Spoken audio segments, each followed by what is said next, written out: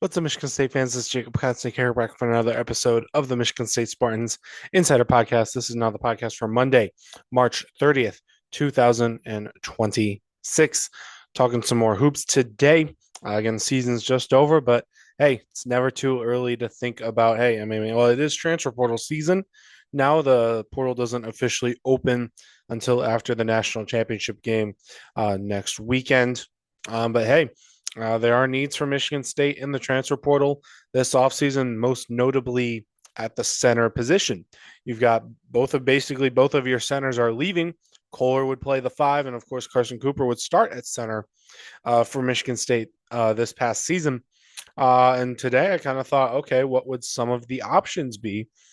And so I kind of went through a whole bunch of names that are on the list right now of players who are, again, this is just players who we know for sure are planning to enter the transfer portal, are in the transfer portal.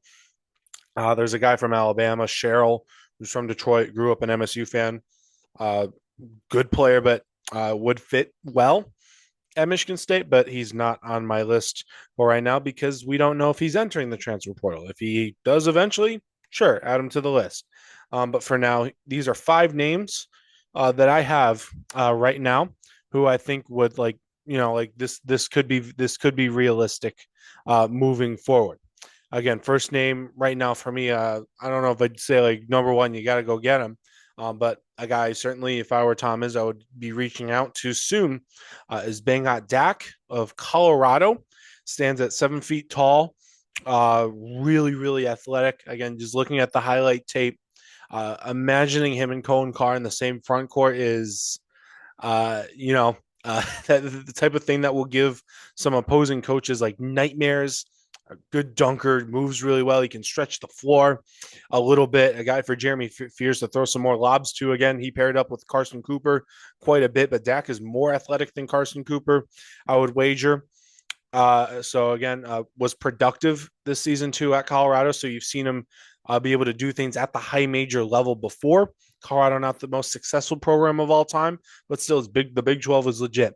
11.5 points this season, 6.5 rebounds, 1.6 blocks as well. So he can provide some decent rim protection there as well. And another plus, well, maybe not a plus, but he has 1 year of eligibility left. He spent all three of his seasons at Colorado to this point. So he's not a guy who's just been pure mercenary, hopping from place to place to place. That's something Izzo tends to be looking out for here. But he has 1 year left, and I think that serves the timeline for Michigan State well. You've got Ethan Taylor coming in, not a guy. Again, he's relatively raw. He's a project, so you can make it so that Bach would or Doc would be the starter, and then you can give Taylor the backup role. Who comes off the bench, gets his feet wet, learns on the fly. But again, still probably again he's highly rated enough to make you have the expectation that he would contribute as well, but maybe not get starter minutes yet. So that's name number one for me as of right now. Going on to number two, we've got Anton Bonke or Bonke. I'm sorry, I don't know if I'm pronouncing these names right. I apologize if I am not. He is from Charlotte. Really tall dude, 7'2". Again, Charlotte. He's played at a couple different places. I think he started at junior college, went to Providence, then went to Charlotte. So again, has gone from place to place. But again, like with Trey Fort, he played under the right circumstances. Izzo will take guys like that. Trey Fort played six places in 6 seasons, but again, he had valid reasons to transfer so many times. I can't speak for Bonke here, but again, you never know. But again, 10.6 points, 8.3 rebounds, 1.5 blocks per game. Again, he moves pretty well too. Like he doesn't look clumsy like a lot of guys who are above the 7 foot threshold tend to be. He can post it up. He can dunk it really well. Of course, he's 7'2", but of course he is. But he's also playing decent competition. Charlotte's in the American Conference, which is one of the better mid-major conferences out there at the moment. So you don't have to. So the leap from there to the Big Ten is not quite so steep. And also, he's gotten a season with a Big East program under his belt. Didn't play very much at Providence. Again, as he moves his way back up, maybe that'll end up working out for him here at Michigan State. Another name is Chol Mejot from Charleston. He's again another athletic guy, 7 feet tall. Again, I guess I'm a bit of a sucker for some of these athletic types, but I guess when you have Colin Carr on your team, maybe that's the type of thing you look for.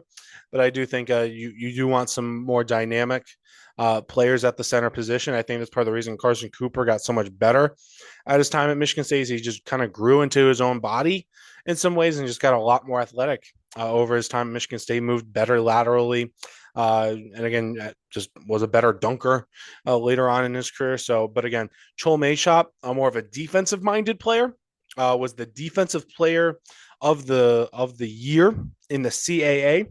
Again, a relatively decent mid major conference. Maybe I don't think to the level of the American Conference, but again, Charleston's that's a high quality mid major program. I believe their coach Chris Mack took the job at South Florida, so again, he's in the transfer portal now. But again, 8.9 points, 5.5 rebounds, can shoot it a little bit, but the big number again, elite rim protection, 2.5 blocks per game. Again, 7 feet tall, plenty of height. Again, athletic.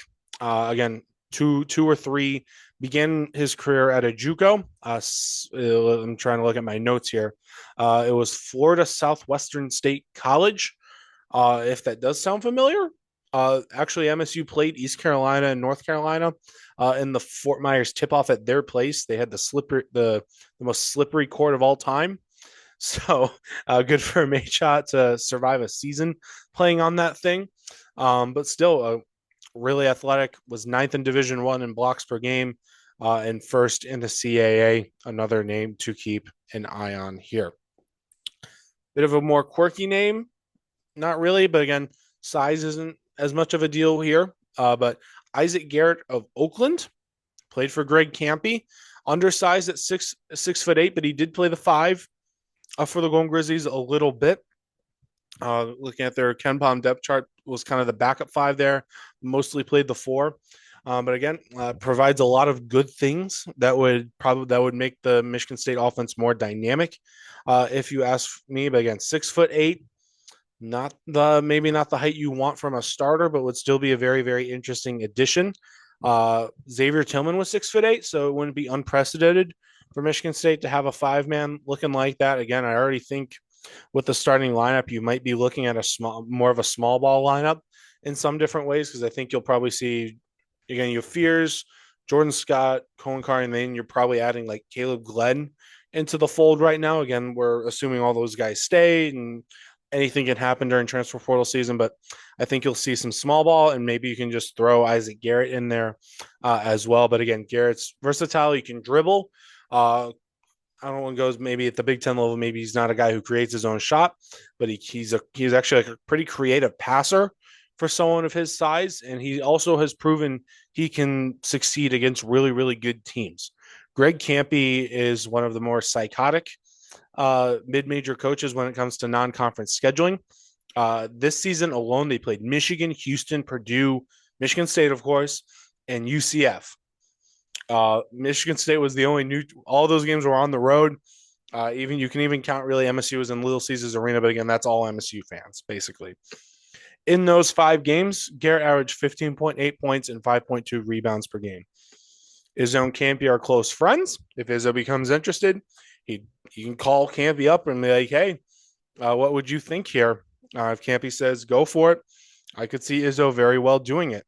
Again, I'm sure Campy doesn't like that he's losing Garrett, but I think if he would feel better about it if Garrett ended up playing for one of his closest friends.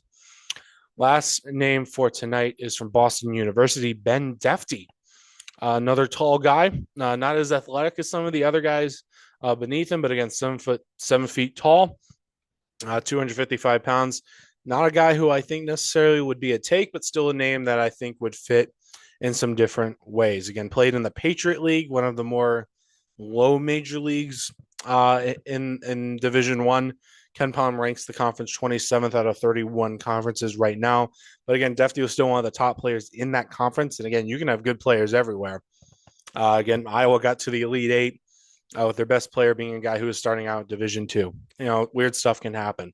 But again, Defty averaged 15.1 points, 6.8 rebounds, and 1.7 blocks per game. Second team all conference, all defensive team. Again, usually there's some offensive minded players that are on this list that, maybe I'm maybe wishful thinking. Like I would really like to see MSU go for that. Kind of like Dak. Like I said at the beginning, but again, defensive minded player, but he can also score the ball, again, tall. Again, the main concern is leaping to the Big Ten from the Patriot League, kind of a big bounce up, but also the pace that Michigan State's offense likes to play. Boston University hardly did that. Uh, Again, definitely had the stamina to play nearly 30 minutes per game on average, but Boston University ranked 355th out of 365 teams in adjusted tempo on KenPom. So I also looked up their fast break numbers. I think they're like 354th. They scored like 5 fast break points a game. So it's not a constant moving up and down the court, which is obviously from a stamina perspective, you're always concerned a little bit about that with your big man. And so that would be a very big adjustment for Defty to go through. But yeah, those are a couple of names that kind of going through the list right now. Those might be stand out as options to me. This is just kind of how it stands right now to me. The list will probably change in the future because the portal isn't open yet. Players are still deciding.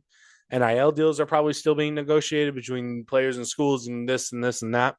I doubt Izzo knows which player he might be going for right now. I just think these are the types of names, the players who could maybe fit the MSU mold a little bit, and I would not be surprised if I saw them be pursued. So yeah, that is all for that's kind of all for that right now. We might have more content coming your way at SpartanNation.com or at Michigan State Spartans on SI. Thank you though for watching or listening. There'll be more podcasting content coming your way right here, wherever you're listening or watching to this. But yeah, that is it. Once again, though, I'm Joe Hatzanika. I'll see you guys around.